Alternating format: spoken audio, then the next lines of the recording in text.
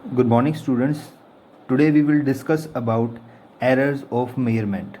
देखो बेटा, इसमें हम क्या देखते हैं कि कोई भी चीज़ की हमने रीडिंग लेनी है, कोई भी लेंथ मेजर करनी है, वॉल्यूम फाइंड करना है, एरिया फाइंड करना है, डेंसिटी फाइंड करनी है, तो वो रीडिंग लेते टाइम कुछ ना कुछ हमारे पास एरर आ जाती है। तो कौन कौन सी एरर्स किसी मेजरमेंट में आ सकती हैं, ये हमने देखना है। ठीक है, तो उन एरर्स को हमने कुछ पार्ट्स में डिवाइड किया हुआ है। ये आपके सामने मैंने कुछ ये पार्ट्स लिखे हुए हैं। इसमें फर्स्ट पार्ट है, इट इज़ कांस्टेंट एरर। देखो बेटा, कांस्टेंट एरर क्या होती है कि जैसे एक क्लास में 10 स्टूडेंट्स हैं और मैंने उनको बोला कि आपने किसी एक पेन की लेंथ मेजर करनी है। ठीक है, कोई भी आपके पास बॉल पेन है, उसकी लेंथ मेजर करनी है। तो जो सारे स्टूडेंट्स हैं और स्केल जो है हमारे पास एक ही है, तो मैं एक एक करके सारे स्टूडेंट्स को बुलाता हूँ। वो पेन की रीडिंग लेके अपने पास नोट करके चले जाते हैं। ठीक है जी। तो और जब मेरे पास रिज़ल्ट आता है, जब मेरे पास उसका रिज़ल्ट आता है तो वो गलत आता है। और उस गलती की वजह क्या होती है? इंस्ट्रूमेंट का टूटा होना। ठीक है, जो वो इंस्ट्रूमेंट था, जैसे मैं आपको सामने ही रख रहा हूँ, ये स्केल है। ठीक है, तो अभी तक तो ये परफेक्ट स्केल है। ठीक है, और सपोज़ ये स्केल जो है ये यहाँ से ब्रोकन था। ठीक है, मीन्स इसका जो स्टार्टिंग पॉइंट था, it is 1 mm, not 0 mm, it is starting from 1 mm। तो जितनी भी हमारे पास रीडिंग्स आई हैं उन सभी में 1 mm का फ़र्क पड़ जाएगा। ठीक है, और सभी रीडिंग्स में एक कांस्टेंट जो है वो एरर आ रही है। ठीक है, क्योंकि सभी की रीडिंग में जो डिफरेंस है वो 1 mm का आएगा। तो ऐसी एरर को हम बोलते हैं कांस्टेंट एरर। ठीक है जी। सेकंड है हमारे पास सिस्टमेटिक एरर। देखो बेटा, सिस्टमेटिक एरर क्या होती है? इट इज़ यूनिडायरेक्शनल एरर, कि एक डायरेक्शन में हो, या तो वो एग्जैक्ट मेजरमेंट से वैल्यूज ज़्यादा बताए या हमेशा ही कम बताए। ठीक है, जैसे मैंने आपको पहले एग्जांपल दी कि ये जो हमारे पास स्केल है, सपोज ये यहाँ से 2 सेंटीमीटर से या 1 सेंटीमीटर से ब्रेक्ड है, यहाँ से टूटा हुआ है। ठीक है, क्लियर है? तो जब भी मैं इससे रीडिंग मेजर करूँगा, ये हमेशा ही 1 सेंटीमीटर ज़्यादा बताएगा। ठीक है, सपोज कोई लेंथ है 3 सेंटीमीटर। ठीक है, तो मैं अगर 3 सेंटीमीटर उसको ना बताऊँ, तो अगर मैं यहाँ से स्टार्ट कर रहा हूँ तो ऑब्वियसली वो यहाँ तक आएगी। तो 1 सेंटीमीटर उसने हमेशा फालतू बताया है। ठीक है, तो इसको बोलेंगे हम सिस्टमेटिक एरर। क्लियर है? और ये जो सिस्टमेटिक एरर है ये क्यों आई? Due to faulty instrument. ठीक है, ये मेरे पास गलत था इसलिए आई। इसलिए हमने ये जो इंस्ट्रूमेंटल एरर है इसको सिस्टमेटिक एरर में डाला। ठीक है, instrumental error. So instrumental error क्या होती है? Due to faulty instrument. जैसे मैं आपको एक और एग्जांपल देता हूँ। जैसे एक हमारे पास थर्मामीटर है कोई भी। ठीक है, और वो कोई, मैं उससे बॉइलिंग पॉइंट नापना चाहता हूँ वाटर का। ठीक है, जब मैंने उसको बॉइलिंग वाटर में डाला, उसने टेम्परेचर मेरे को बताया 104 डिग्री सेल्सियस। ठीक है, अब वाटर का जो बॉइलिंग पॉइंट है इट इज़ 100 डिग्री सेल्सियस, और वो हमेशा ही कितना बताएगा? 104, 4 डिग्री बढ़ा के ही बताएगा। तो इसको बोलेंगे यूनिडायरेक्शनल। एक तो ये क्या हुई? Systematical error. और ये क्यों आई? Due to faulty instrument. ठीक है, तो इंस्ट्रूमेंटल एरर क्या होती है? ड्यू टू फॉल्टी इंस्ट्रूमेंट, कि गलत इंस्ट्रूमेंट है उसके कारण जो गलती होती है मेजरमेंट करने में, उसको बोलते हैं इंस्ट्रूमेंटल एरर। और वो किस में फॉल कर रही है? सिस्टमेटिक एरर में। सेकंड जो सिस्टमेटिक एरर है वो है पर्सनल एरर। पर्सनल एरर क्या होती है कि जैसे हमारे पास कोई भी इंस्ट्रूमेंट है, हम उससे रीडिंग लेने में गलती कर जाते हैं। ठीक है, जैसे मैं आपको एक एग्जांपल देता हूँ। जैसे ये हमारे पास प्रोटेक्टर है, मैं आपको डायग्राम के थ्रू दिखाना चाहता हूँ। ठीक है, और मैंने इससे जो एंगल है वो ड्रॉ करना है, सपोज 30 डिग्री का। ठीक है, तो अगर मैंने 30 डिग्री का एंगल ड्रॉ करना है, अगर मेरी ये बेस लाइन है, यहाँ पर 0 लिखा हुआ है। ठीक है, तो एंगल मैं पॉइंट जो है वो यहाँ पे लगाऊंगा, तो इन दोनों लाइंस के बीच में ये क्या बनेगा? 30 डिग्री का एंगल बन जाएगा। ठीक है, बट हम गलती क्या कर लेते हैं? हम क्या करते हैं कि बेस लाइन बना देते हैं ये, क्योंकि ये दोनों बेस लाइंस हैं। ठीक है, और पॉइंट यहाँ पर लगा देते हैं, तो जो एंगल है यहाँ से लेके यहाँ तक, ये 30 डिग्री इसको काउंट कर लेते हैं। ठीक है, तो ये गलती हो जाती है। क्लियर है? और कई बार क्या होता है, जैसे केमिस्ट्री लैब में ब्यूरेट्स हैं। ठीक है।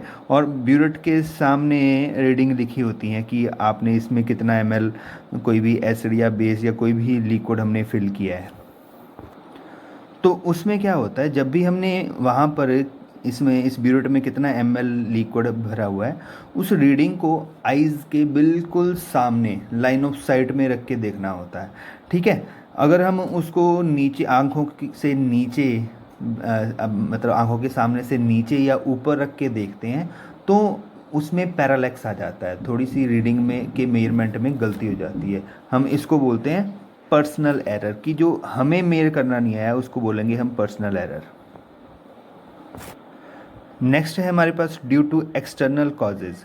देखो बेटा, एक्सटर्नल कॉजेज़ क्या होते हैं कि जैसे सडनली अचानक ही हमारे पास, जैसे मैं किसी भी बॉडी का टेम्परेचर मेजर कर रहा हूँ, ठीक है, और अचानक ही हमारे जो इन्वायरमेंट है उसका टेम्परेचर चेंज हो जाता है, ठीक है, तो उसके कारण जो हमारे पास रीडिंग में जो गलती आती है that is called error due to external causes. Suppose मैं बॉइलिंग पॉइंट ही मेजर कर रहा हूँ वाटर का, जो बॉइलिंग पॉइंट है वो मोस्टली डिपेंड करता है एटमॉस्फेयर टेम्परेचर पर, इट इज़ लिंक्ड, ठीक है, और अचानक से बादल आ गए, ठीक है, और ह्यूमिडिटी आ गई, ह्यूमिडिटी आने से एटमॉस्फेयर प्रेशर डिक्रीज़ कर जाता है, तो एटमॉस्फेरिक प्रेशर डिक्रीज़ करने से बॉइलिंग पॉइंट भी डिक्रीज़ कर जाता है।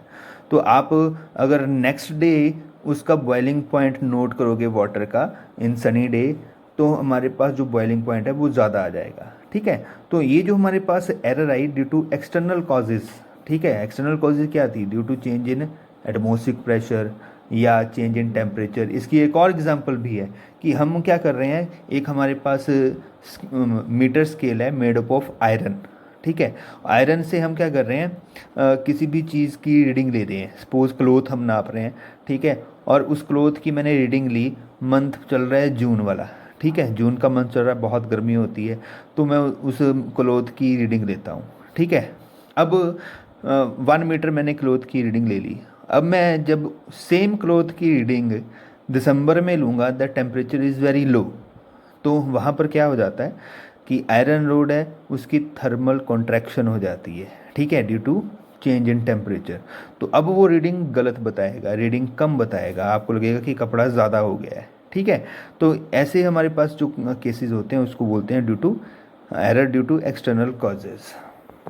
नेक्स्ट है जी एरर ड्यू टू इम्परफेक्शन। ये किस टाइप की एरर है, देखो बेटा, इसमें क्या है, हमें पता है कि मेजरमेंट करते टाइम कोई ना कोई मिस्टेक होनी है, कोई ना कोई एरर आनी है, बट हम उसको रिमूव नहीं कर सकते, ठीक है, वो किसी न कोई ना कोई ऐसा कॉज है जिसको हम एलिमिनेट नहीं कर पाते। फॉर एग्ज़ाम्पल कि मैं कोई एक्सपेरिमेंट कर रहा हूँ, वहाँ पर मेरे को हीट कांस्टेंट रखनी है, कोई भी मेरा सिस्टम है, मेरे को उसकी हीट है वो उसके लॉस से बचाना है उसको, कि उसमें ना तो हीट लॉस होनी चाहिए ना ही गेन होनी चाहिए। तो मैं क्या करूँगा, उसको थर्मोफ्लास्क में डाल लूँगा, बट मेरे को पता है थर्मोफ्लास्क में डालने के बाद भी उसमें से कुछ ना कुछ अमाउंट ऑफ हीट लॉस हो ही जाता है और मैं उसको एलिमिनेट नहीं कर पाता, ठीक है, क्लियर है। मैं आइस को मैं मेल्ट होने से बचाना चाहता हूँ, ठीक है, मैं बहुत कोशिश कर सकता हूँ, ठीक है, बट किसी न किसी वे में आइस मेल्ट हो ही जाएगी, वो कोई ना कोई टेम्परेचर कहीं ना कहीं से गेन कर ही लेगी। तो ऐसे हमारे पास केसेस जिस पर हमें पता है कि एरर होनी है और हम कुछ नहीं कर पाते, that is called due to imperfection, वो परफेक्ट एक्सपेरिमेंट नहीं हुआ। तो ये सारी एरर्स हमारी सिस्टमेटिक एरर में आ जाती हैं। नेक्स्ट है हमारे पास रैंडम एरर। देखो बेटा, रैंडम एरर क्या होती है, ये होती है चांस एरर, बाय चांस जो हो जाती है, अननोन रीजन, हमें नहीं पता कि ये एरर होगी भी या नहीं होगी, ठीक है, हम एक्सपेरिमेंट कर रहे हैं, हमारा सारा सेटअप ठीक है, सब कुछ ओके चल रहा है, ठीक है, हम क्या कर रहे हैं, ओम्स लॉ को अप्रूव कर रहे हैं, हमने वोल्टेज लगाई हुई है, करंट नोट कर रहे हैं, और पीछे से क्या हुआ, एकदम से वोल्टेज बढ़ गई, ठीक है, हम कांस्टेंट वोल्टेज 10 वोल्ट रखा हुआ था, बट जो पीछे से सप्लाई हुई है वोल्टेज वो 10 से एकदम 15 हो गई, तो उसी टाइम आपके सारे एक्सपेरिमेंट की रीडिंग गड़बड़ा जाएगी, ठीक है। ऐसी एरर को बोलते हैं रैंडम एरर। अदर एग्जांपल हम देखें कि अगर हम क्या किसी पेंडुलम का टाइम पीरियड मेजर कर रहे हैं, तो उसमें क्या करते हैं, हम 20 ऑसिलेशंस का टाइम नोट करते हैं, ठीक है, तो हमने अपनी स्टॉप वॉच स्टार्ट की और ऑसिलेशंस की काउंटिंग स्टार्ट कर दी और उधर टाइम नोट करना स्टार्ट कर दिया, बट नोट करते करते बीच में से आपकी स्टॉप वॉच रुक गई, उसका सेल ख़त्म हो गया, ठीक है, तो वहाँ पर आपकी रीडिंग सारी फिर से गलत हो जाएगी। ठीक है, ऐसी एरर्स को हम बोलते हैं रैंडम एरर। हमें नहीं पता कि वो कहाँ से आनी है एरर। ठीक है, कोई एक्सपेरिमेंट कर रहे हैं, किसी ने पीछे से आके धक्का लगा दिया, ठीक है, आपका सारा सोल्यूशन गिर गया।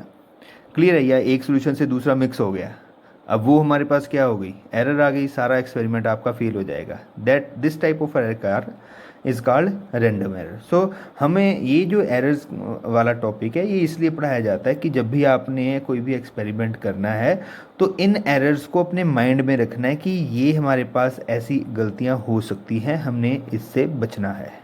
Thank you.